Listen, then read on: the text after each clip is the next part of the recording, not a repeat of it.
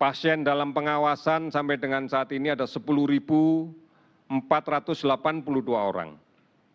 Sudah terkonfirmasi positif COVID-19 melalui pemeriksaan PCR real time sebanyak 4.838 orang. Sementara kita bersyukur cukup banyak pasien yang sudah sembuh. Sudah ada 426 orang sampai dengan hari ini akumulasinya yang dinyatakan sembuh. Ini yang kemudian kita prihatinkan, masih saja ada saudara kita yang terpaksa meninggal, 459 orang. Data yang kita kaji lebih dalam, ternyata banyak faktor-faktor penyakit komorbid yang menjadi dasar meninggalnya kasus-kasus ini. Di antaranya kita melihat bahwa faktor penyakit hipertensi, penyakit sesak nafas karena ada kelainan pada paru-paru, bisa disebabkan karena asma, bisa disebabkan karena TBC, ini juga menjadi penyebab meninggalnya kasus-kasus COVID-19. Termasuk diantaranya adalah diabetes.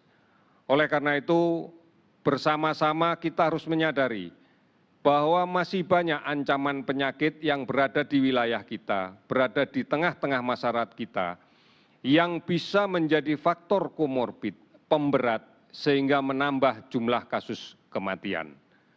Kita harus mewaspadai betul di dalam konteks musim pancaroba saat ini, penyakit demam berdarah ini akan seringkali akan menjadi sangat buruk manakala disertai dengan COVID-19.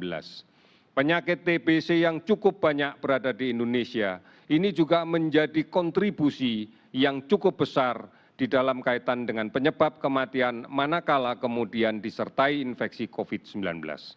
Saudara-saudara, oleh karena itu, pada hari ini akan saya sampaikan update data.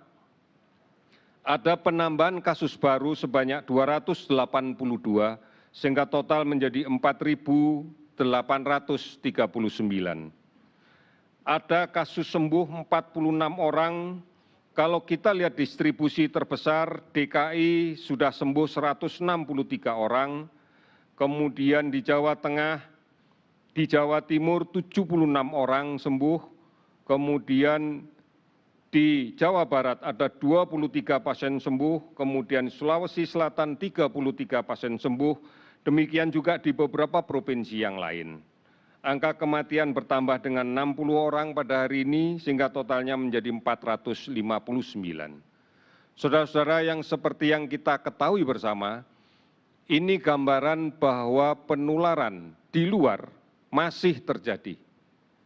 Penularan di tengah-tengah masyarakat masih terjadi. Ada dua faktor besar yang harus kita perhatikan. Yang pertama, masih ada kasus positif tanpa gejala, tanpa keluhan, yang masih berada di tengah-tengah masyarakat. Ini menjadi sumber penularan. Kemudian yang kedua, masih adanya masyarakat yang rentan untuk tertular karena tidak mematuhi untuk disiplin tetap berada di rumah, tidak mematuhi menjaga jarak di dalam komunikasi dengan orang lain secara fisik. Kemudian tidak menggunakan masker, ini juga menjadi salah satu penyebab. Di samping kebiasaan mencuci tangan yang belum dilaksanakan dengan baik. Oleh karena itu, kembali lagi kami menghimbau, patuhi dan disiplinlah. Patuh dan disiplin cuci tangan pakai sabun dan air yang mengalir.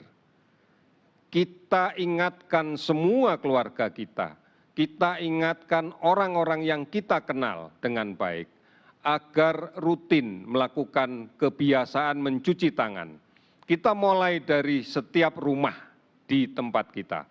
Kita mulai dengan tetangga-tetangga kita yang terdekat. Kita mulai di tingkat RT, RW, dan seterusnya. Insya Allah dengan cara ini maka gerakan mencuci tangan akan menjadi budaya yang baik untuk kita.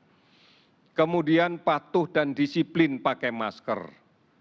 Masker kain bisa dibuat sendiri. bisa dilakukan dengan memberdayakan usaha kecil, usaha rumah tangga. Ini menjadi peluang untuk kita semuanya. Kemudian patuhi dan disiplin menjaga jarak aman. Setidak-tidaknya 2 meter dengan orang yang lain. Patuhi untuk disiplin tetap berada di rumah. Semuanya sudah ada di rumah. Lakukan hal penting manakala berada di rumah. Kita sekarang menghadapi musim pancaroba, ancaman demam berdarah masih akan meningkat. Oleh karena itu, berada di rumah dan berantas sarang nyamuk. Bersihkan rumah kita. Jangan sampai ada sarang nyamuk yang berada di sekitar rumah kita. Ini kegiatan yang bisa kita lakukan selama berada di rumah. Oleh karena itu, tidak bepergian adalah kebijakan yang paling bagus untuk tetap berada di rumah. Tidak bepergian kemanapun, baik ke rumah saudara, apalagi ke desa. Karena kita tahu saudara-saudara kita, orang tua kita di desa adalah kelompok-kelompok yang rentan, yang apabila terinfeksi penyakit ini akan mengalami perburukan yang cepat dan kemudian akan berakibat fatal. Sekali lagi, mari kita lawan COVID dengan meningkatkan imunitas kita. Makanlah yang bergizi, sabar, tenang, istirahat yang cukup dan teratur, tidak panik, dan munculkan perasaan yang gembira. Jaga jarak, pakai masker, jangan sentuh mata, hidung, mulut sebelum mencuci tangan menggunakan sabun dan air yang mengalir sampai bersih. Mari bergotong royong dan bersatu. Lawan COVID dari pusat sampai ke desa, sampai ke RT RW, sampai ke rumah tangga kita. Gugus tugas sudah bekerja 1 bulan demi memastikan kita untuk bisa secara bersinergi, bahu-membahu, sistematis memenangkan peperangan kita melawan COVID-19 bersama-sama seluruh kekuatan bangsa kita. Yakinlah Tuhan yang Maha Kuasa pasti akan melindungi kita dan pasti kita bisa mengatasinya. Terima kasih, selamat sore.